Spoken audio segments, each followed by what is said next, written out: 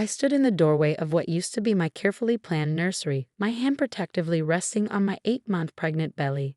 The soft yellow walls I painted with my husband were now a stark gray. The handmade mobile of woodland creatures, which had taken me weeks to craft, was replaced by a crystal chandelier. My mother-in-law, Diana, stood in the center of the room, beaming with pride.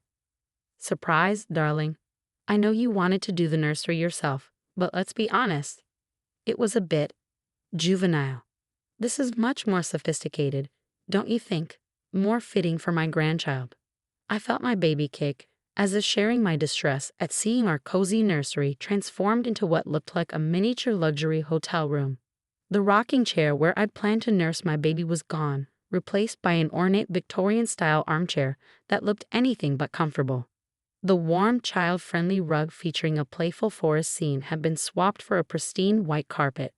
"Where are our things?" I managed to ask, my voice surprisingly steady despite the hormones raging through my body.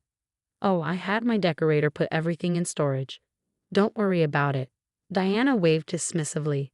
"The baby shower is tomorrow, and I couldn't bear the thought of all our guests seeing that, what did you call it, woodland theme." She shuddered delicately. I thought about the hours Tom and I had spent planning this room. How he'd learned to use a sewing machine to help me make the curtains. How we spent weekends hunting for the perfect pieces at antique stores and craft fairs. All of it gone in a day while we were at my final ultrasound appointment.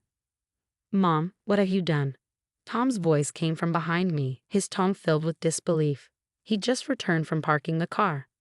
"I fixed it, darling. Isn't it elegant? Now it looks like a proper nursery for my grandchild. Those cutesy animals and childish colors Emma chose." She trailed off, noticing Tom's darkening expression. "Those cutesy animals were hand-painted by Emma's artist sister. The mobile was made by her grandmother before she passed away last month." "How could you just?" Tom's voice cracked with emotion. Deanna's smile faltered slightly. "Well, what's done is done. The decorator has already left and the baby shower is tomorrow. We can discuss any minor adjustments you'd like to make later." I felt Tom's hand on my shoulder, steady and supportive. In that moment, something shifted inside me. After 2 years of enduring Diana's constant undermining, her subtle criticisms, and her boundary-crossing surprises, I'd finally had enough. "You're right, Diana," I said calmly, surprising both her and Tom. "What's done is done, and the baby shower is indeed tomorrow." I smiled, a plan already forming in my mind. "Oh, Emma, I'm so glad you're being reasonable about this," Diana gushed, clearly relieved. "I know it's a big change, but you'll see, this is much better." "Where exactly did you put our things?" I asked, maintaining my composed demeanor. "In a storage unit downtown. Unit 247. I have the key right here." She dug through her designer purse and handed me a small key. "But you really don't need to worry about all that right now. You should be resting." I pocketed the key and nodded. "You're absolutely right. Tom and I should head home and rest before tomorrow's big event." Diana beamed, completely missing the look Tom and I exchanged. She'd always underestimated me, viewed me as the quiet, accommodating daughter-in-law who would eventually bend to her will. She had no idea that before becoming a kindergarten teacher, I'd managed events for one of the city's top hotels. As we drove home, Tom kept apologizing. "I can't believe she did this. We'll fix it, Emma. We'll get everything back." I squeezed his hand.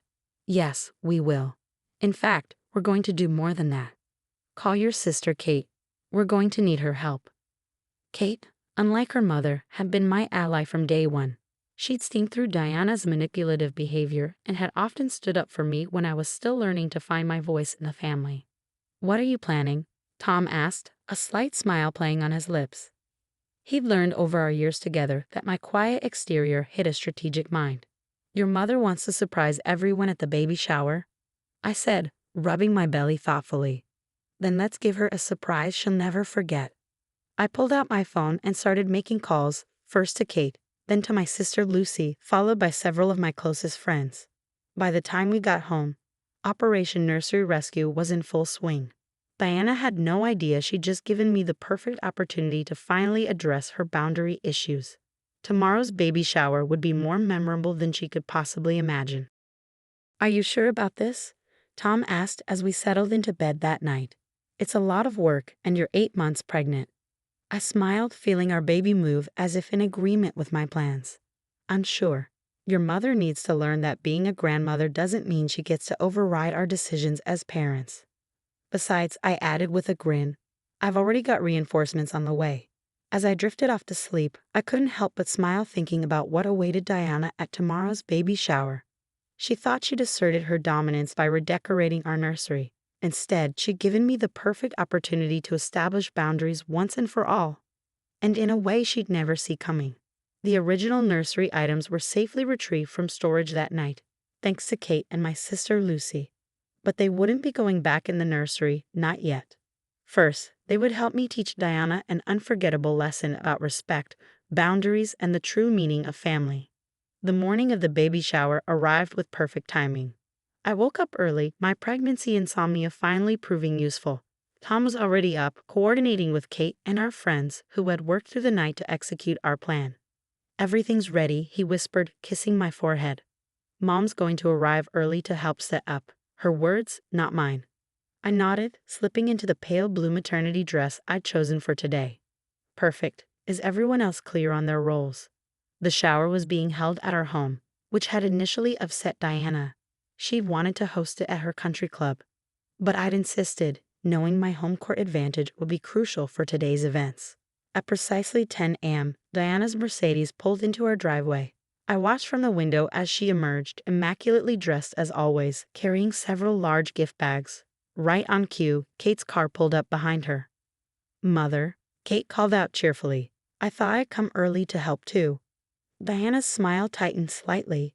She clearly hoped to have some time alone to make more improvements before the guests arrived. I opened the front door, greeting them both with a serene smile that would have made a Buddhist monk proud. "Perfect timing," I said. "We should start with the nursery. That's where we'll be displaying the gifts." Diana's face lit up. "Oh yes, everyone will love seeing what I've done with it." Though, she peered at several cars parked down the street. "Why are there so many vehicles here already?" "Oh, those are just some friends helping with the setup," I replied casually, leading them upstairs. As we approached the nursery, I could hear muffled activity behind the closed door. Diana reached for the handle, but I gently touched her arm. "Before we go in," I said softly, "I want to thank you for everything you did yesterday. You really showed me exactly what needed to be done." Diana preened, completely misinterpreting my words. "Well, I'm just happy you're being so reasonable about it, dear. I know change can be difficult." I opened the door. Diana's triumphant smile froze on her face. The gray walls were gone, replaced by a stunning mural of an enchanted forest. The harsh chandelier had vanished, and in its place hung not just our original mobile, but an entire array of handcrafted woodland creatures dancing in the air. The sterile Victorian furniture had disappeared, replaced by comfortable, child-friendly pieces arranged in perfect harmony. But it wasn't just any woodland scene. Each element had been created by a different family member or friend. My sister's painted animals now had small plaques beneath them, noting who had contributed each piece. The rocking chair bore a handmade cushion embroidered by Tom's grandmother before she passed. Even Kate had contributed, adding her own artistic touch to the mural. What would happen to my nursery? Diana sputtered. "No, Diana," I said firmly but kindly. "What happened to our nursery? The one you removed without permission? The one filled with family memories and love?" The room was filled with people, my sister, Tom's cousins, our closest friends, all of whom had helped restore and enhance the nursery overnight. Each person wore a t-shirt that read, "It takes a village" on the front, and "but not a dictator" on the back. "I was only trying to help," Diana protested weakly. By throwing away precious family heirlooms, Kate stepped forward. By dismissing Emma's choices, by overriding their decisions as parents. "That's not." "I didn't." Diana's eyes darted around the room, taking in the united front before her. "Every piece in this room represents someone who loves and respects our baby," I explained, resting my hand on my belly. "People who understand that being family means supporting each other, not controlling each other."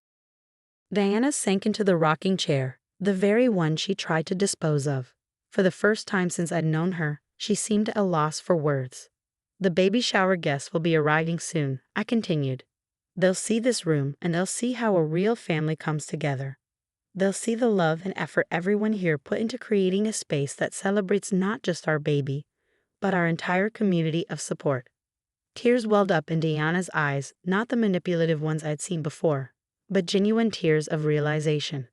The room fell silent, waiting for her response. This was the moment that would define our relationship going forward, and everyone knew it. Tom stepped forward, placing a hand on his mother's shoulder. "Mom, we love you. We want you to be part of this baby's life. A big part. But you need to understand that Emma and I are the parents. We make the decisions about our child's life." The tension in the room was palpable as we waited for Diana's response. The baby kicked, as if sensing the importance of this moment. Diana stood slowly from a rocking chair, her usually perfect posture slightly slumped.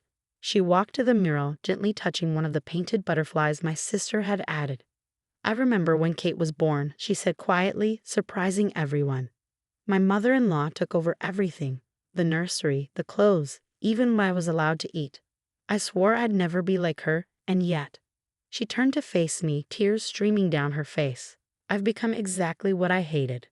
I hadn't expected this." In all our years of tension, Diana had never shown such vulnerability. The room remained silent, letting her continue. "This room," she gestured around, "it's beautiful, more beautiful than what I destroyed. And it's beautiful because it was created with love, wasn't it? Not control." I stepped forward, taking her hand. "Yes, and there's still space for you to add something too, if you'd like." Diana squeezed my hand, then reached into one of her gift bags. She pulled out a small, worn book. "I brought this. I was going to hide it in the closet, but it's a collection of bedtime stories. I used to read them to Tom and Kate. Some of the pages are torn, and the cover's a bit faded." "It's perfect," I interrupted. "We can put it right here, on this shelf next to the rocking chair. Our baby should know their grandmother's voice too." The first guests began arriving shortly after, and Diana surprised us all again. Instead of taking credit or trying to control the event, she became our most enthusiastic supporter. She gave tours of the nursery, proudly pointing out each family member's contribution, genuinely praising the collaborative effort. My brilliant daughter-in-law, I overheard her telling her friends, "She understands what I forgot, that a child needs more than perfect decor. They need a family who knows how to work together." The baby shower was a tremendous success, but the real victory was the shift in our relationship. In the weeks that followed, Diana began therapy, working to understand her controlling tendencies. She asked for permission before making suggestions, and when the baby finally arrived, she was the first to defend our parenting choices to other interfering relatives. 1 month after our daughter's birth, Diana brought over another gift. It was a beautiful photograph she had professionally taken and framed, a picture of the nursery with all the family members who had helped restore it. "I want her to grow up knowing this story," Diana said, cradling our daughter. How her nursery taught her grandmother the true meaning of family. Now, as I watched Diana gently rocking our daughter in that same chair she once tried to throw away, reading from the worn storybook she'd saved from Tom's childhood, I can't help but smile.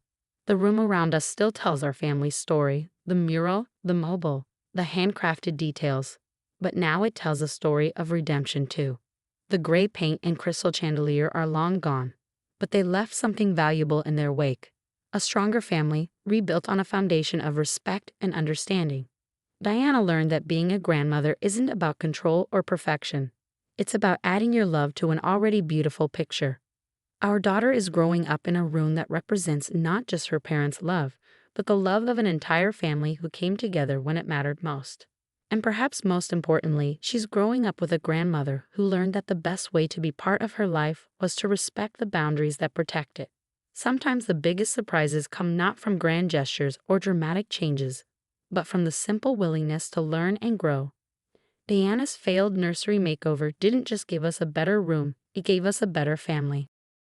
As my daughter drifts off to sleep in her grandmother's arms, surrounded by the love of every person who helped create this space, I realize that sometimes the happy endings we get aren't the ones we expected. They're even better.